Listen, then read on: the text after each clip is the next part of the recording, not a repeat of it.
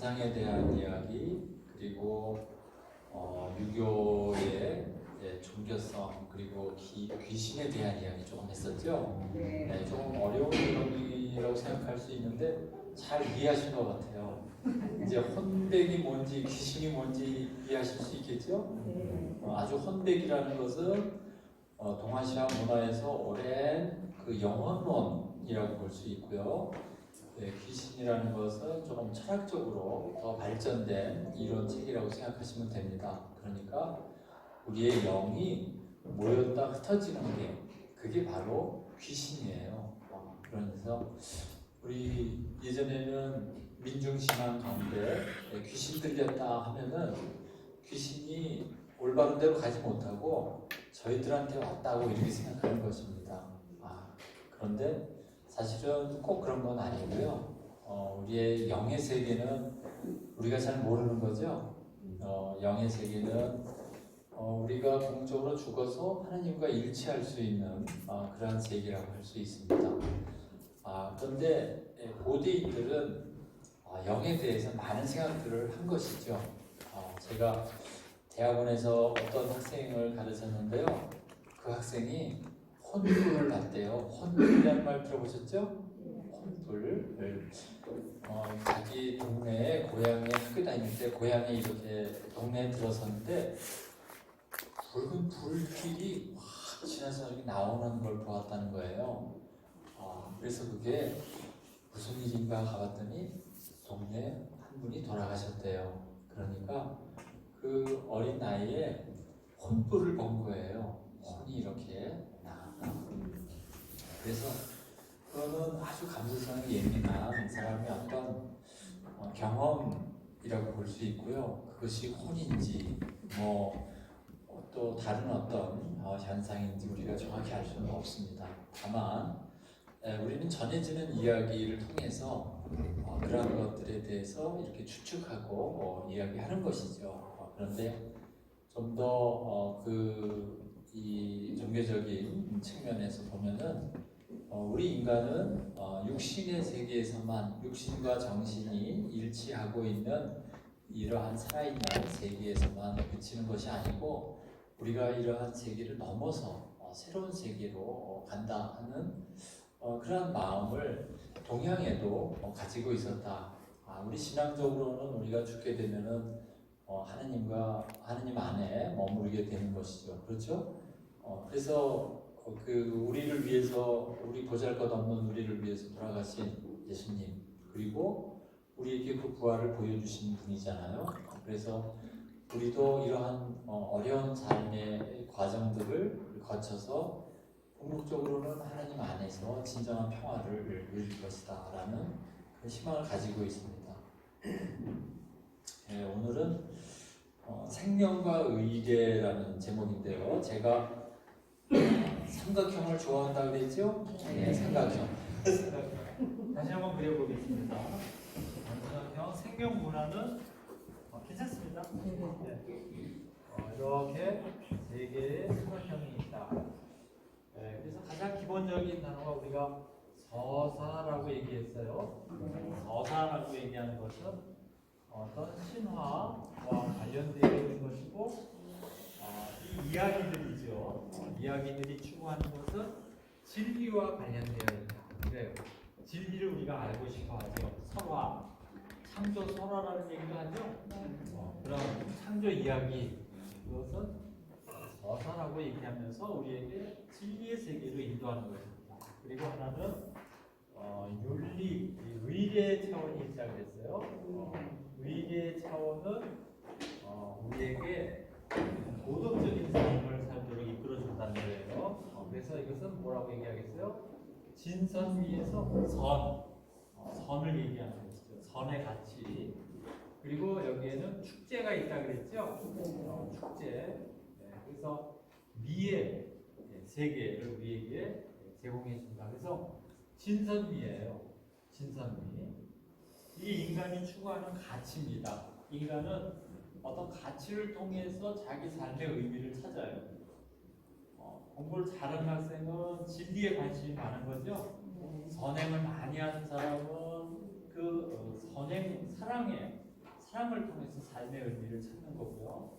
또 어떤 예술가들은 이런 미를 통해서 삶의 의미를 찾는다고 볼 수 있어요. 이것은 동양이나 서양이나 차이가 없어요. 인간은 가치를 찾는 존재다. 그런데 우리가 살아있을 때 살아있으면서 이런 가치를 만들어내는 것이죠. 그렇죠? 우리가 가치는 그냥 저절로 이루어지는 것이 아니에요. 그래서 저는 생명 문화를 얘기할 때 이 세 가지를 아주 중요하게 여기는데 다 서사와 의례가 관련이 있고요. 서사는 의례를 통해서 표현되잖아요. 또 의례와 축제도 밀접하게 관련이 되어 있어요. 오늘 이야기는 여기 이 부분입니다. 의례와 축제. 또 축제 안에 또 서사가 담겨져 있는 것이죠. 어떤 의미가 없이 우리가 그냥 축제하는 것은 아니에요. 그래서 우리가 그 성체성사를 모시는 것은 하나의 축제거든요. 말씀이 사람이 되신 거잖아요. 말씀이 사람이 되시고 우리가 그 말씀을 그 성체를 모시면 우리는 어떻게 되는 거예요? 우리는 성화되는 것이죠. 우리는 이러한 인간의 몸에서 우리가 더 거룩한 몸이 되는 겁니다. 그래서 말씀이 사람이 되고 우리가 다시 말씀과 일치하는 거예요. 저는 그래서 말씀이 사람이 되셨다. 그러면 우리가 그 말씀을 모셨어요. 그러면 우리가 말씀이 되는 그런 과정을 살아내야 된다는 것이죠. 그렇죠? 그래서 그 축제 과정 안에서 우리가 말씀으로 그 진리로 우리가 돌아간다 그 말입니다. 그러니까 날 성체 모셨으니까 기분 좋다. 거기서 끝날까요? 아니죠. 난 거룩하다.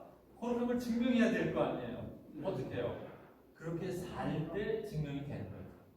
그래서 이 서사, 설화, 신화와 의례와 축제는 우리 생명, 문화를 아주 돈독하게 하고 새롭게 하는 하나의 요소라고 볼 수 있어요. 그러니까 저는 영성적으로 보면은 이것을 진리의 영성이라고 해요. 우리가 진리를 지향한다, 내가 진리에 관심이 있다, 그러면 나에게 진리의 영성이 있다는 것입니다. 또 내가 선을 잘 베풀어요. 그리고 다른 사람과 좋은 관계를 유지한다는 것은 내가 사랑의 영성이 많다는 거예요. 또 내가 뭔가 창조적이에요. 성당 대축일 때마다 제가 꽃을 이렇게 제대의 꽃을 꾸며놓은 걸 유심히 보거든요. 너무나 아름다워요. 그렇죠? 네. 아무나 할 수 없는 것이죠. 심지어 하나님 사랑하는 마음이 너무나 크기 때문에 그것이 꽃으로 거기에 표현된 거란 말이에요. 우리도 그런 거거든요. 우리가 가지고 있는 우리 안에 그런 아름다움이 있어요. 그 아름다움이 밖으로 표현되는 것. 그것이 바로 축제와 미의 관계라고 볼 수 있는데요. 이러한 미적 영성이라고 저는 생각해요. 미적 영성. 그래서 우리는 내가 어떤 영성이 강한가 이렇게 생각해 보면은 여러분은 제가 관상을 이렇게 보니까 지적 영성이 강한 것 같아요. 이제 이렇게 공부하러 오셨잖아요. 다른 사람들 날씨 좋기 때문에 다 들러산으로 가서 그렇게 즐기고 꽃과 이렇게 일체가 되려고 노력하고 있는데 여러분들은 뭔가 머리를 싸매고 고민하러 오셨단 말이에요. 한번 고민해 보겠습니다. 네.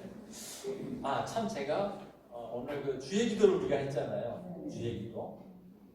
그런데 주의 기도하면 우리가 주의 기도를 하게 되면 가장 할 때마다 이 기도가 가장 완전한 기도라고 이렇게 알고 있죠.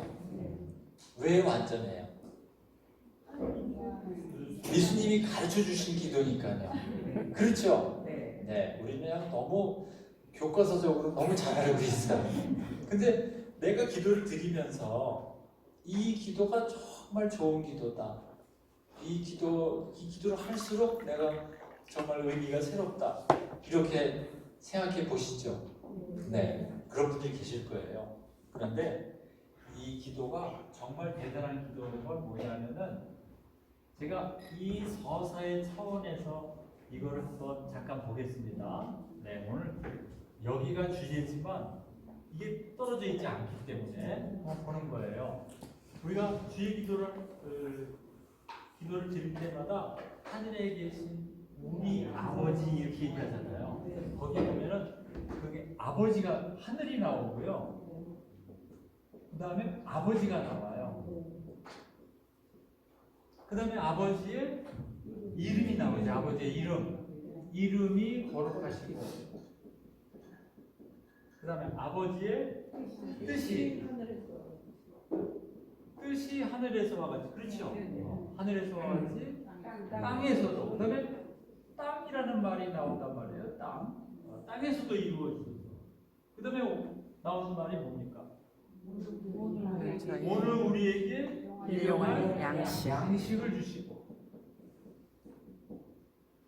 그 다음에는 우리에게 죄 지은 거를 갚아주시고, 그리고 우리가 잘못하잖아요. 우리의 잘못이 나와요. 잘못.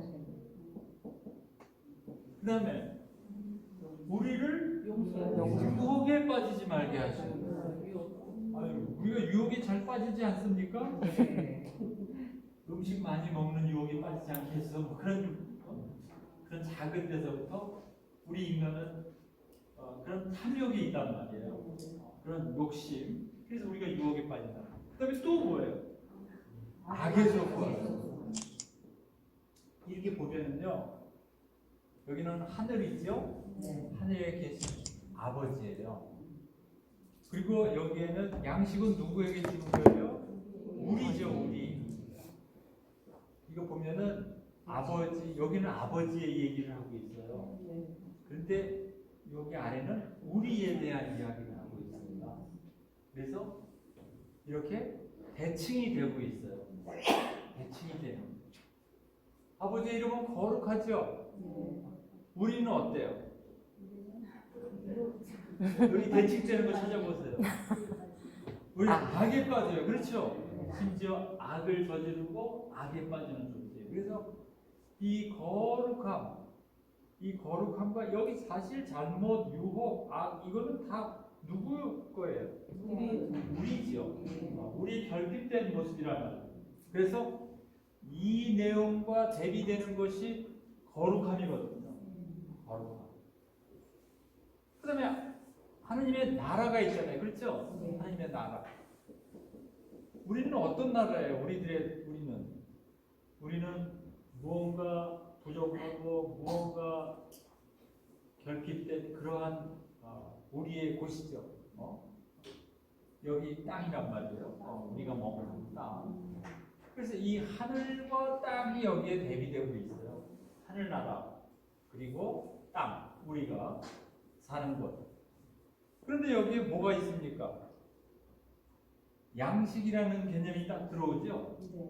이게 본래 무슨 단어인지 아세요? 네. 빠니스라고 해서요. 빠니스 안젤리쿠스 들어보셨죠? 네. 성가에 그 빵이라는 뜻이에요. 빵. 본래는 빵이에요.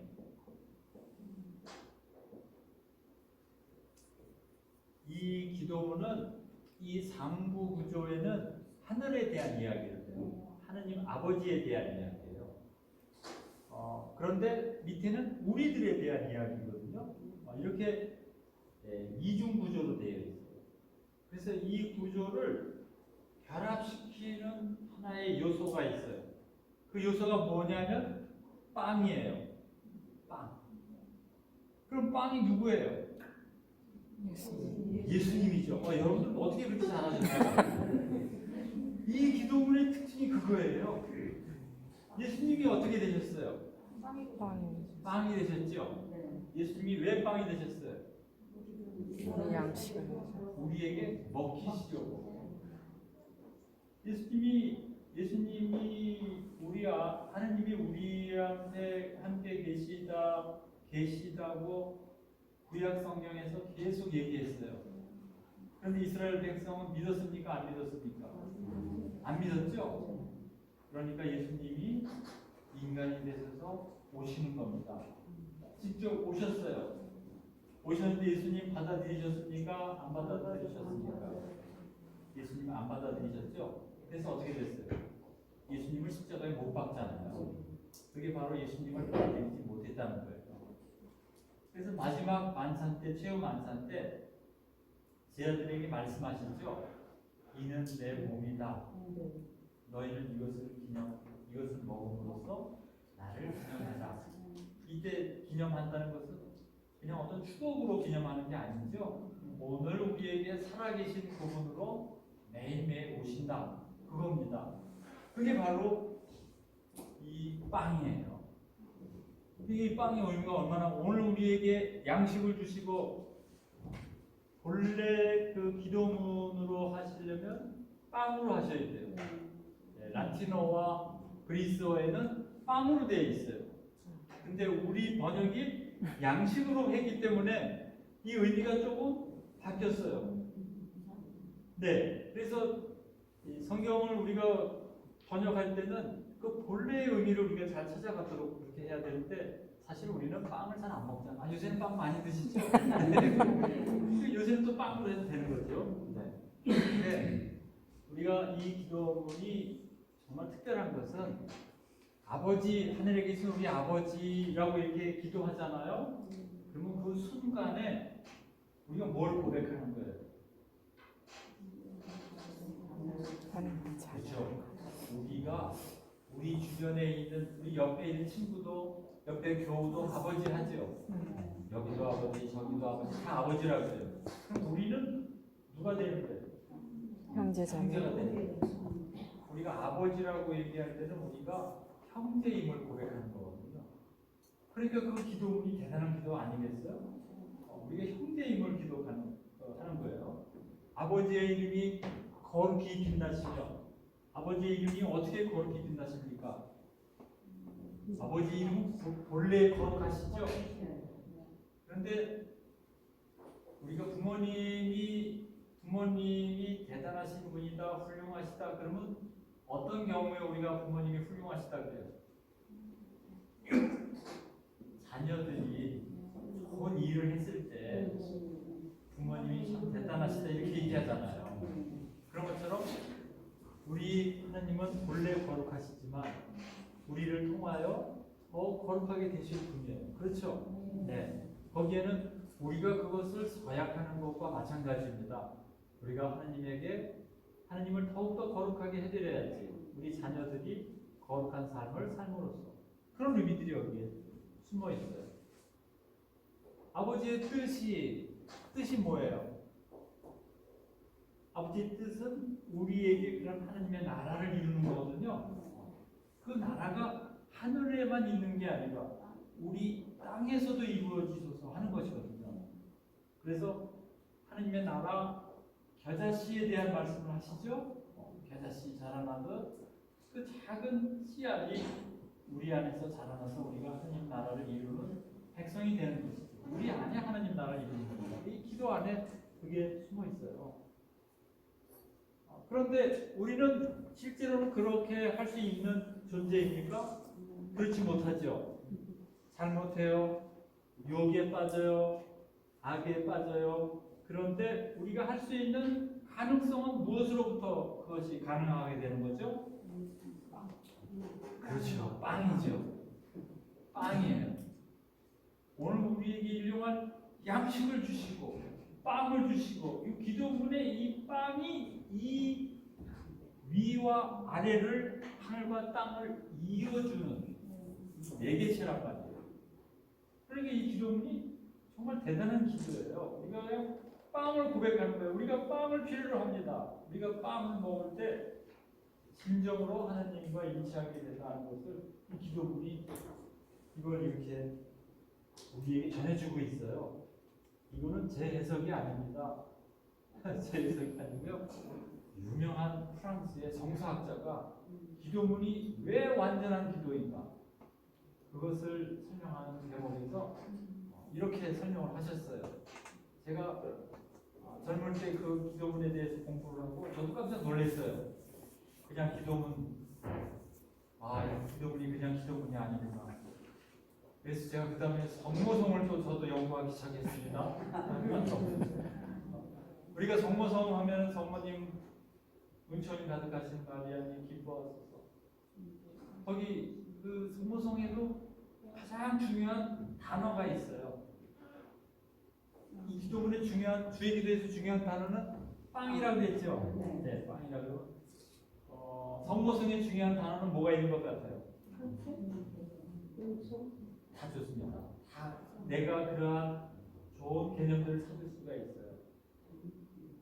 태중. 태중이 모신 아버님께서 그렇죠. 네, 저는 그 아드님이 핵심이라고 생각합니다. 우리가 성모님께 보다가도 여기 성모님 성모상 있죠?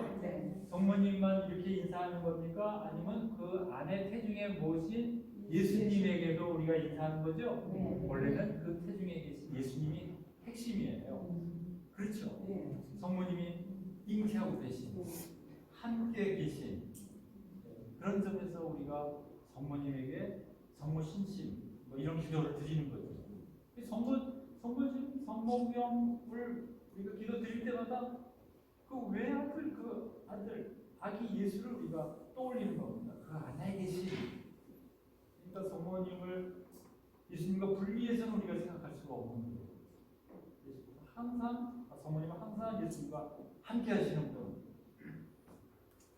그러면 이 이야기들은 우리가 새로 읽을수록 새로운 의미를 발견할 수가 있어요.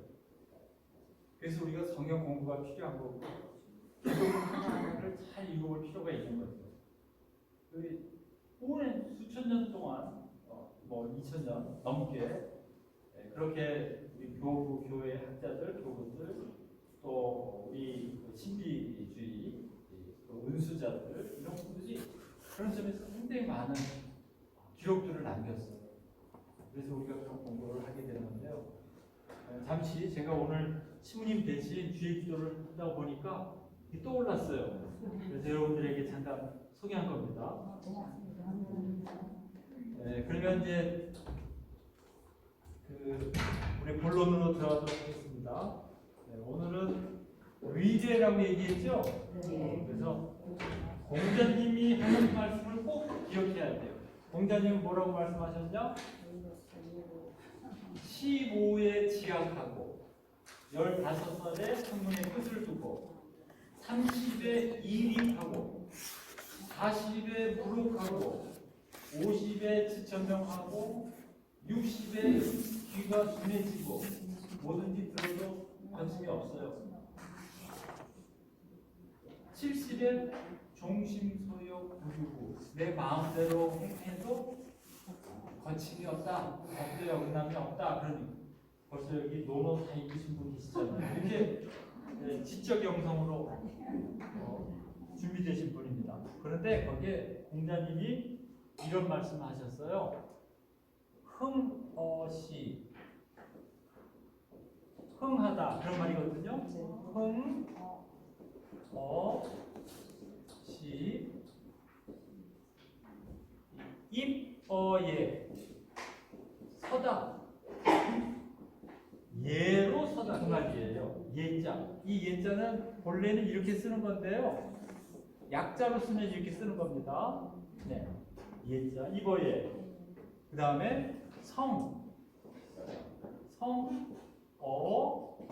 악 이런 말씀하셨어요. 제가 왜 이걸 쓰냐면은 여기도 시와 시는 서사지요. 네. 예는 의계지요. 악은 노는 거죠. 춤추는 거. 공자님도 똑같이 이렇게 얘기하지 않았습니까? 이게 서양이나 동양이나 같다는 거예요. 인간이 추구하는 게. 그래서 이 가치가 같다. 제가 이렇게 말씀드리는데 중요한 거는 흥이에요. 뭐 흥하다 그래서 부가 생기는 게 그런 게 아닙니다. 여기서의 흥이라는 것은 우리의 순수한 마음이 그런 감수성이 일어난다는 거예요. 우리가 성경, 시경, 시편을 읽으면 순수한 우리의 마음이 일어나잖아요. 신앙심이. 그게 바로 흥이에요. 이게 중요하죠. 그래서 이 감수성, 우리 아주 순수한 감수성 이것을 일으켜야 되겠다. 이게 잠들어서는 안 된다 하는 말입니다. 그리고 이건 선다는 뜻이거든요. 어디에 서야 되냐? 자립하는 것뿐만이 아니라 내가 어디에 서야 되는 걸 알아야 돼요. 그렇죠? 아무데나 쓰는 게 아니잖아요. 이 선다는 것은 말하는 거, 듣는 거, 보는 거 다 포함되어 있어요. 예가 아니면 보지 말고, 예가 아니면 말하지 말고, 예가 아니면 듣지 말고. 너무나 그것이 바로 이 예의 성격입니다. 입한다는 것은 예가 아니면 말하지 않는 거예요. 이게 굉장히 중요하죠. 그래서 의례 안에 그러한 요소들이 다 있다고 볼 수 있어요. 그 다음에 악으로서 완성된다 그렇게 얘기해요. 흠악이라는 게 뭐예요? 우리가 성가를 하게 되면은 성가를 들으면 마음이 아주 조화롭게 되지 않습니까? 그래서 서로 일치 노래하고 일치해서 성가의 깊은 뜻을 우리가 또 새기죠. 그래서 성가 안에는 완성의 의미가 있어요. 그 가사도 있죠. 성가를 부르는 우리의 자세, 우리의 의례, 그분께 찬미를 드리는 모습이 있죠. 또 하나는 하나의 아름다움이 있잖아요. 그 화성을 이루는 그런 아름다움. 그래서 우리 인간의 모습은 이러한 그 세 가지 가치와 떨어질 수 없고 또 이런 것들이 잘 조화를 이루면서 우리에게 나타나는 것이다. 이렇게 말씀드릴 수 있겠어요. 그래서 의례 가운데 이제 첫 번째 의례는 우리가 태어나는 겁니다. 우리가 태어나는 것. 그래서 저는 이 출생에 대한 의례가 동양에서는 상당히 발전했어요. 한 생명이 태어날 때 이 생명에 대한 준비를 상당히 많이 했어요. 여러분들 언제서부터 태어날 준비를 했을까요? 한 부부가 한 아이를 맞이하는 준비. 결혼할 때서부터 하는 거죠. 그렇죠? 네, 맞습니다. 정답이에요. 결혼할 때서부터 하는데 그 어떤 형식적인 게 있어요. 여러분들 요새는 함제비 없죠? 없어졌어요. 없어졌죠? 네. 너무나 안타까워요. 함제비가 메고 가는 함이 있잖아요. 네, 그렇죠. 그 띠가 그 어린아이를 벌써 기다리는 거예요. 그러니까 우리나라는 오래전서부터 생명을 기다리는, 생명을 존중하고 또 그 생명의 의미에 대해서 깊이 생각하는 그런 전통이 있었다. 이것이 너무나 중요해요. 그리고 우리 특히 이 동양에서 제가 여기에 썼지만은 이 출산하는 그런 과정, 그런 과정을 보면은 상당히 생명에 대한 존엄성들이 잘 나타나 있어요. 그 아이를 존중하고 아이의 생명을 아주 귀하게 여기고, 왜 귀하게 여기겠습니까? 그 아이가 이제 새로운 세상을 열어주는 거거든요. 그 아이는 우리에게 새로운 세상을 보여주는 거예요. 제가 첫 시간에 말씀드렸죠. 이 세상에는 세상이 몇 개 있을까요? 수없이 많죠. 사람 수만큼 많은 거예요. 모든 사람이 자기 세상을 가지고 있잖아요. 그래서 우리가 아기가 태어나면은 아기가 보는 세상이 또 신기한 거예요. 그래서 아기가 무슨 얘기하면은 아이고 이 녀석 봐라 그렇게 얘기하잖아요. 무슨 말문이 트여도 그게 바로 그 아이가 보여주는 세계거든요. 그래서 우리가 한 생명은 단순한 게 아니다. 그 아이를 통해서 우리가 새로운 세계를 본다는 겁니다. 그게 동양에서는 아주 중요한 출산 의례라고 볼 수 있어요. 그래서 3, 7일을 지나고 조금 그 아이가 이제 좀 양육할 수 있다. 또 100일을 지나죠. 100일에 대해서 가족들이 그 아이를 이제 보고 그 다음에 돌이 되면은 이제 주변 사람들한테 이렇게 보이는 거죠. 그래서 이게 세 돌이 되면은 이제 얘는 그렇죠. 온전히 우리 사회 안에 들어올 수 있다 하는 거예요.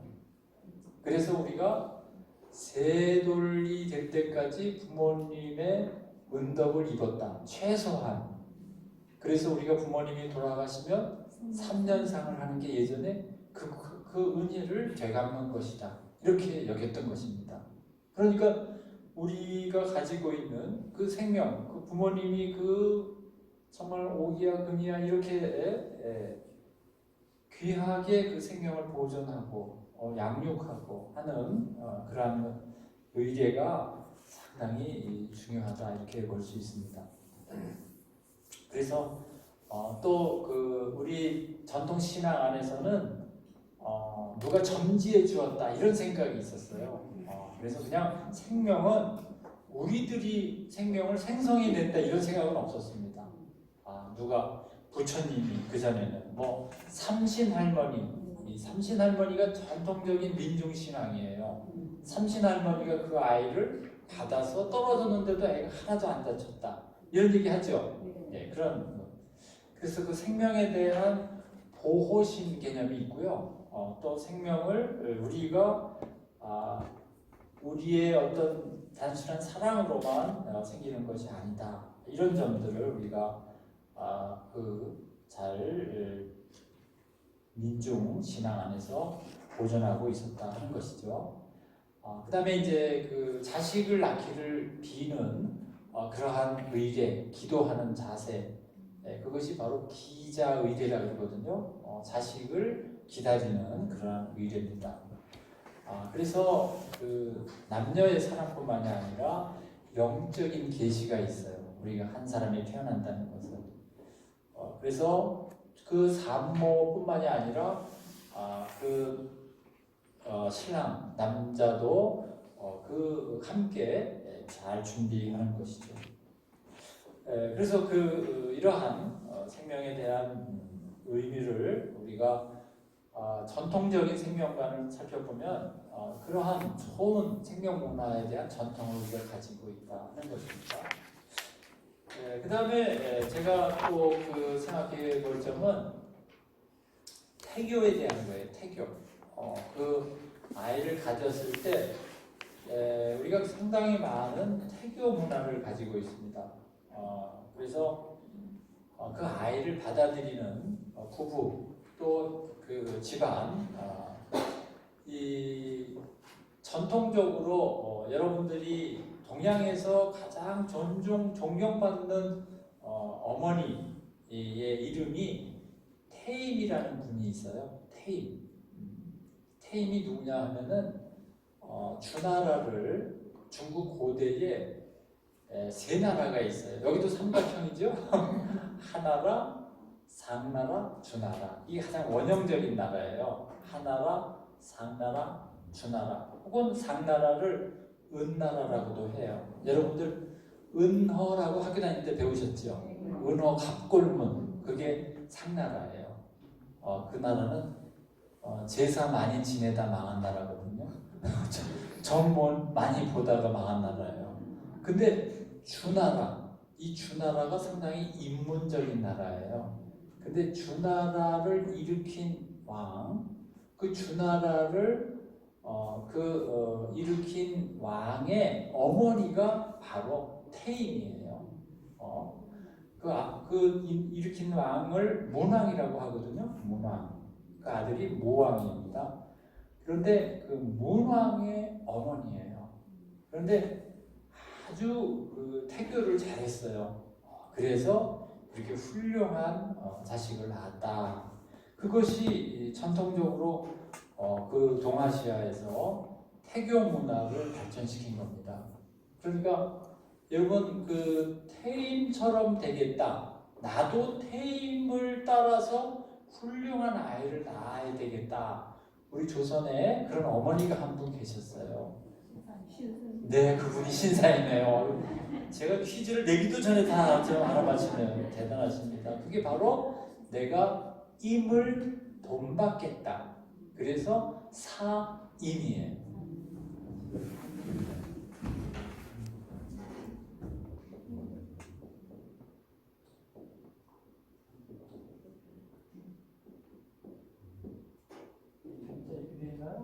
그냥 임자는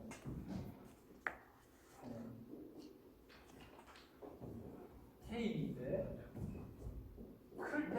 태임이거든요. 그래서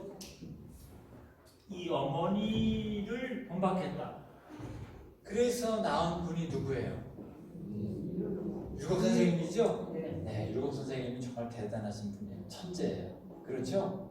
천재이면서 율곡 선생님이 유학뿐만이 아니라 불교도 또 도교도 그래서 어디에 국한되지 않은 분이에요. 어머님과 아버님 돌아가신 다음에 절에 들어갔어요. 그래서 1년 동안 공부하고서는 내가 절에 있을 사람은 아니다. 그래서 나왔어요. 그러나 그 불교의 어떤 철학을 깊이 공부했습니다. 그리고 인품이 아주 너그러운 사람이에요. 어느 정도냐면은 예전에 그 선조가 그 율곡을 등용했잖아요. 왜냐? 워낙 똑똑하니까요. 그런데 똑똑한데 등용하고서는 좌의정이나 영의정의 자리에 앉히지 못했어요. 왜냐하면 너무 똑똑하면 어떻게 돼요? 매일 그 얘기를 듣게 되잖아요. 그러니까 멀리 이렇게 뒀어요. 그럼 조정에 매일 들어가지 않겠습니까? 그러면 조정에 들어가면은 요새는 국무회의하면 전부 양복을 입고 가지만 예전에는 의관을 차려 입고 가죠. 누가 만들어줬겠어요? 부인이 만들어줬죠. 네, 부인이 만들어줍니다. 그런데 그 부인이 바느질 솜씨가 별로 좋지 않았대요. 그래가지고서 다른 조정 대신들은 옷이 아주 멋있게 이렇게 입고 들어오는데 율곡 선생님은 옷이 좀 이상한 거예요. 주머니도 삐뚤어 달려있고 그런데 주머니도 크고요. 그럼 뭐라 그러셨냐면 어떻게 주머니가 그렇게 달렸습니까? 그럼 물어보면 나는 이렇게 다는 게 더 좋습니다. 그렇게 있다는 거예요. 그만큼 아주 너그럽고 우리 이 사진 실제 인물인지 모르지만은 그 화폐에 그려져 있는 초상화도 그렇지 않습니까? 네. 정말 그래서 그 용꿈을 꾸어서 그 아들을 낳았다는 거예요. 그게 바로 태교에 대한 이야기입니다. 그런데 제가 여기 일부 적었지만은 이 옛날에 부인이 아이를 배웠을 때 잠잘 때 옆으로 눕지 않고 앉을 때 가에 앉지 않고 우리도 그러죠. 가에 앉지 마라 이렇게 안으로 앉아라 뭐 그런 얘기하는데요. 설 때 한쪽 발로 서지 않고 사특한 맛의 음식을 먹지 않고 고기도 제대로 썬 것을 먹고 자리가 바르지 않으면 앉지 않고 부정한 색을 보지 않고 음란한 소리를 듣지 않고 밤이면 예전에는 그 장인들을 통해서 시경을 읽게 했다는 거예요. 좋은 책을 읽게 했다는 거. 그게 얼마나 대단하지 않습니까? 그렇게 해서 아이를 낳아 용모단정하고 재주와 덕성이 반드시 보통 사람보다 훨씬 뛰어나게 되는 것이다. 그래서 이러한 전통이 태교법이 상당히 오랫동안 동아시아에서 내려왔습니다. 그런데 이 태교법을 계속 유지한 나라는 어느 나라일까요? 우리나라예요. 우리나라. 네. 우리나라에 1800년경에 사주당 이씨라는 분이 태교신기라는 책을 다시 썼어요. 태교신기. 그런데 일본 일제 강점기에 일본 사람들이 그 책을 읽고 깜짝 놀랐어요. 이렇게 좋은 책이 있다니. 그렇게 해서 그 책을 일본으로 가져가서 일본어로 다 번역해서 일본 사람들이 읽게 되었다는 설이 있습니다. 그 정도로 그 책이 아주 뛰어난 책이다 하는 것이죠. 네, 그래서 지속적으로 태교 안에서 태교가 상당히 중요한 책이었다 하는 것을 우리가 잘 알 수 있고요. 이 태교와 관련된 제가 신기대전이라고 태교 신기라는 책이 발간이 되었다 하는 것입니다. 그만큼 또 그 책을 누구나 다 언문으로 읽을 수 있게 언해를 또 썼다는 것입니다. 그런데 이 사지감 이 씨의 아들도 대단한 분이에요. 유희라는 분이에요. 한글학자입니다. 그래서 아주 그 태교에 관련된 우리나라에도 그 어머니들의 이런 전통이 있어요. 여러분들도 태교 그 태몽 꾸지 않으셨습니까? 아이를 갖게 될 때 꼭 어머니만 꾸는 게 아니죠. 네, 그 가족이 꿀 수 있고요. 저도 저희 딸에는 제가 꿨거든요.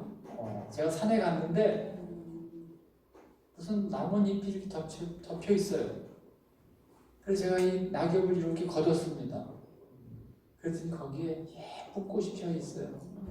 그래서 얘는 꽃이다. 그래서 제가 깨나서 얘는 딸이구나. 그리고 이름도 너는 소아다. 제가 그렇게 해서 그 작은 꽃으로 그냥 졌습니다. 근데 그 다음 날이 또 소아대리사 축일이에요. 네. 그래서 너는 근데 신앙심은 또 그렇게 깊지가 않아요. 그렇지만 마음은 또 너무 착해서 제가 넌 역시 내가 꿈에 그 태몽을 본 대로 그게 뭐냐면 그 생명에 대한 그 가족들의 영혼이 꿈으로 나타났다는 것이죠. 그것이 무슨 미래에 그걸 나타내 주는 게 아니고요. 그 생명에 대한 좋은 생각들이 있잖아요. 그게 우리는 심리학에서는 집단 무의식이라고 얘기해요. 네. 그래서 우리가 꿈을 꾸죠. 꿈을 왜 꾸냐 하면은 무언가 해결되지 않은 것을 해결하라고 가르쳐 주는 거예요. 그래서 꿈이 우리 무의식에서 우리가 완전히 조화된 삶을 살도록 우리를 이끌어준다 하는 것입니다. 성경에도 꿈에 대한 이야기 많이 나오죠. 그런 이제 예지몽, 이런 예지몽도 있는데 바로 예지몽도 해결되지 않은 문제를 해결하는 거거든요. 그런데 더 깊이 이 한 개인을 떠나서 가족에게 있어서의 공동의 꿈을 집단 무의식이라고 얘기해요. 그것은 칼 융이라는 심리학자가 연구를 했거든요. 그래서 우리가 기도할 때 같이 기도하면서 만난다는 거 있죠. 그게 바로 집단 무의식에서 만난다는 거예요. 그거는 열린 세계라는 것이죠. 우리가 깊은 관조의 세계에 들어가는 것은 그렇게 서로 만나고 서로 돕는 서로 그 기도를 해주고 그러면서 우리 안에 평화를 이루는 그런 과정이라고 볼 수 있는데 이 한 인간, 한 생명에 대한 태몽도 우리가 그 생명에 대한 영원, 그 생명을 통해서 우리가 더 나은 세상으로 나아가도록 그렇게 하는 의미들을 가지고 있어요. 그래서 굉장히 중요한 것이죠. 그리고 동양에서는 이름을 또 굉장히 중요하게 여겼습니다. 그래서 어릴 때에는 어떤 이름을 지어요? 아명을 지어요. 그래서 이름을 막 좋은 이름 짓지 않습니다. 왜냐하면 귀한 아이일수록 이름을 그렇죠. 개똥이는 아니에요. 그래서 뭐 그러면 아이가 건강하다는 거예요. 그래서 그런 아명을 짓고요. 그 다음에 이제 이름을 진 다음에 그 사당에다가 얘를 이렇게 이름을 졌습니다. 그 사당에다 고하는 거예요.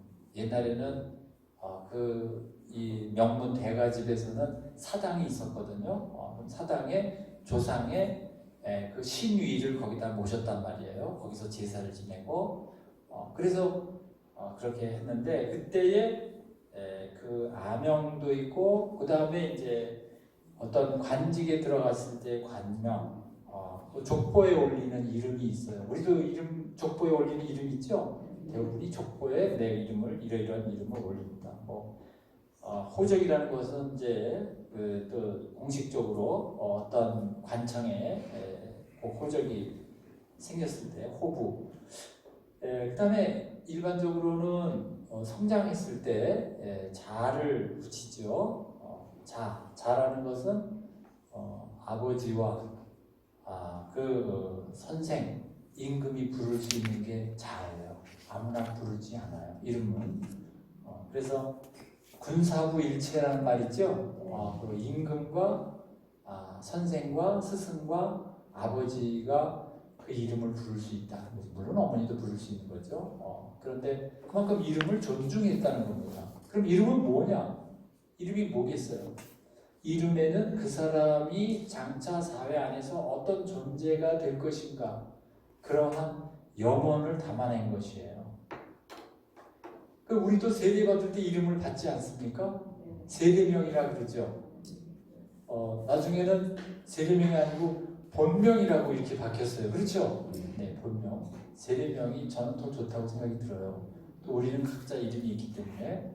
네, 그런데 그 세례명을 받는 까닭은 뭡니까? 새로 태어나는 것이고 우리가 그분을 닮아내는 거예요. 제 본명이 뭔지 아세요? 모르시죠? 제 본명이 베드로예요. 그런데 제가 저기 어릴 때는 왜 그 좋은 멋있는 이름들이 많은데 왜 베드로라고 적어주셨나, 제가 좀 불만이 있었어요.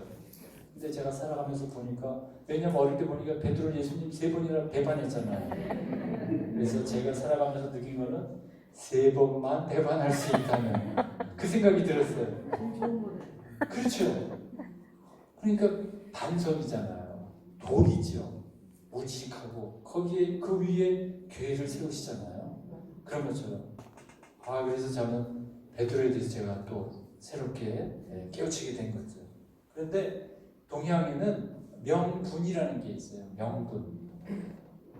그 이름에 맞는 명분이 있다는 거예요. 이건 뭐냐 하면은, 우리가 이름을 부른다는 것은 그냥 이름을 부르는 게 아니에요. 지칭이 아니에요. 공자님이 뭐라고 말씀하셨냐면은, 나는 내가 정치를 하게 되면은 이름을 바로잡겠다, 이렇게 말씀하셨어요. 그게 정명론이거든요.